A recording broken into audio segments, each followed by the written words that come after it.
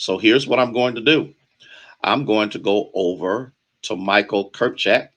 And what we're going to do is give you 1 minute for introduction, 6 minutes for questions and answers, and then 1 minute for your closing statement. So, Michael, we're in your hands.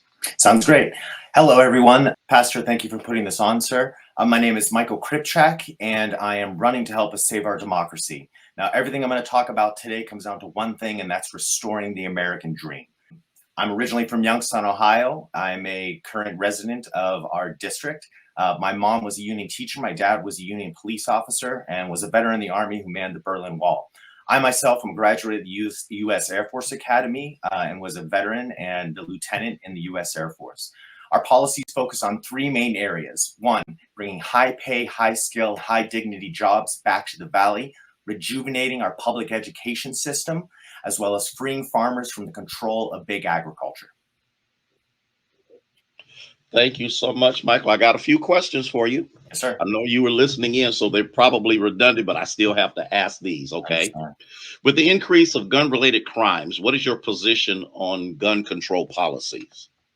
My position is that everything that we need to do is outlaid in the Constitution, including in the amendment, as well as in Article 2 of the U.S. Constitution.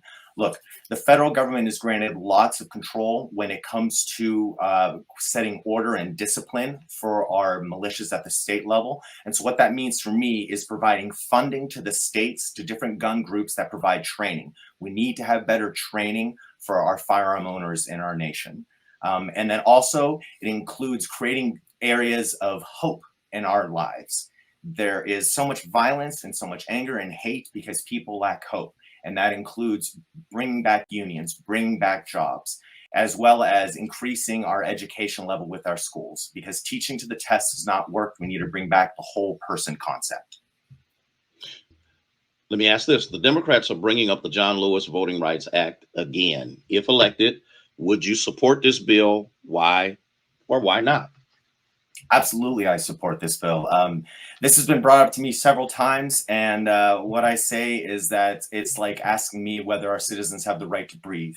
Look, we fought a rebellion against the British Empire so that people had a say in their government, and that is a fundamental right, no matter what the Supreme Court has said to us right now. That is a fundamental right to me, and for us to actually enshrine that into law with the John Lewis Voting Rights Advancement Act would be fundamental for our democracy. Excellent. Should parents or guardians be held accountable when minors have access to firearms? Yes, sir. It is an unfortunate situation that this is what it's come down to because different parties in our nation have refused to take any action in reducing this violence. But just like many other acts that minors perform and when they break laws, their parents and guardians are held responsible. This is not a situation that any of us are happy to be in, not only because of the topic matter, but because of the intransigence of different parties to actually keep anything from changing and moving forward. So these are the steps that we've had to come to in order to get gun violence in our nation under control.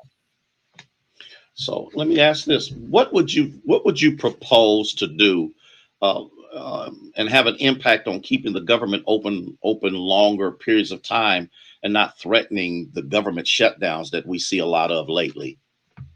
One of the strongest diplomatic strengths we have is our economic power. Ever since we switched to the fiat currency around 50 years ago, the world currency is based upon the dollar. Every single time we threaten this, it's like going to, if you had your money at a bank and every few months your bank was like, oh, we're threatening a shutdown. We may go bankrupt and go insolvent. It is ridiculous, and it is depowering to our nation, and it is depowering to our diplomatic strength around the world. This debt limit ceiling is something that's based off of when we had the gold standard, which again, we haven't had for 50 years. We are the wealthiest nation on the planet. For us to have these arguments, the only reason they happen is because the GOP has no solutions to anything and they don't want to govern. And this is the only tool they can use to keep us all in a stranglehold. It does nothing but hurt all of us. And the people need to understand that. So should government play a role in women's health care decisions? A woman's body is not the realm of the government. again, because of the issues we're facing with a political party having no ideas on how to fix the wealth gap situation that we're in, that is bringing so much anger and fear and hate along into our communities. These are the things that they're focusing on.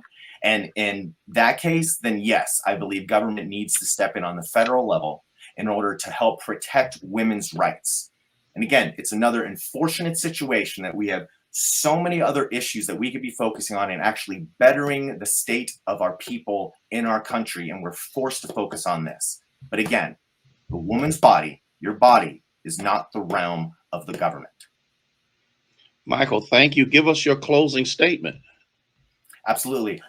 Thank you guys for your time. I would like to direct everyone to my website, www.kripchak.com. There specifically, I'd like to highlight the Red Tails Initiative after General Chappie James Jr., the first 4-star general of African-American descent for the U.S. Air Force.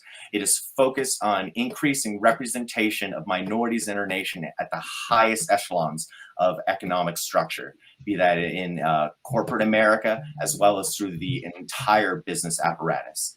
In there, I talk about the Voting Rights Advancement Act, and I believe it's one of the fundamental things that can help further equality in our nation. Again, my name is Michael Kripchak. I would love your vote. We have to fix our nation, and we have to address wealth inequality in our nation, and that includes for the entire 6th. And the main way we're going to do that is by working with the different congressional districts around us to be a mesh between them so that we can all grow together. Michael, I thank you so much for taking time out of a very hectic schedule to be with us and to share with us again. So take care and stay safe. Thank you, sir. Thank you for your time, and everyone else as well.